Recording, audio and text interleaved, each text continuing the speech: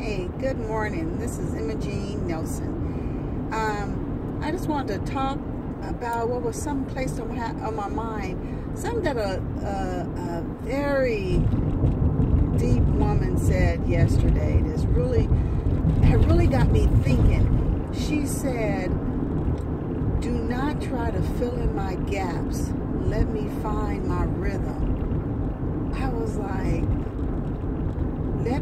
she was like, let me find my rhythm. And she was basically referring to how in our ancestors, they were like storytellers. So sometimes, well, I know for me, I can speak for me, I know sometimes when I'm talking, I use a lot of metaphors, and I use storytelling in how to make a point,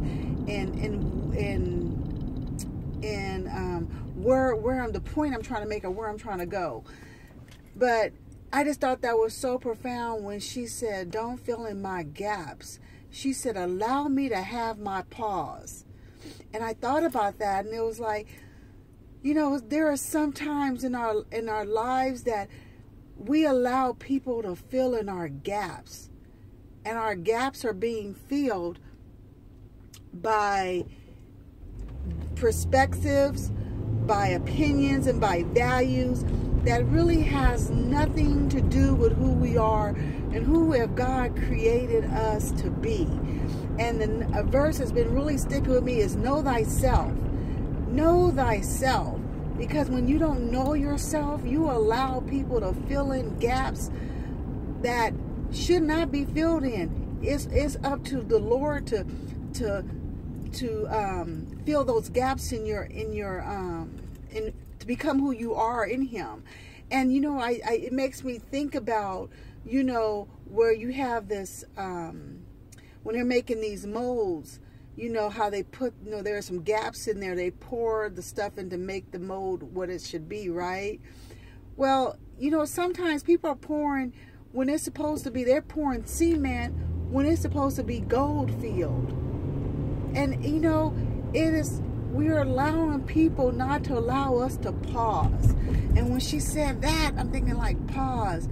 How many times do we stop and pause and reflect on where are we going, what we're doing, what am I doing, how's it affected my life? We don't allow the pause because nobody else allows us to pause. Because we're allowing people to fill in our gaps so much, we don't know what a pause look like. So I challenge you today to stop and pause. Pause and reflect on who's filling in your gaps. Who you need to take that cement filler from. Who do you need to take that from? And what needs to be filled there? You are enough.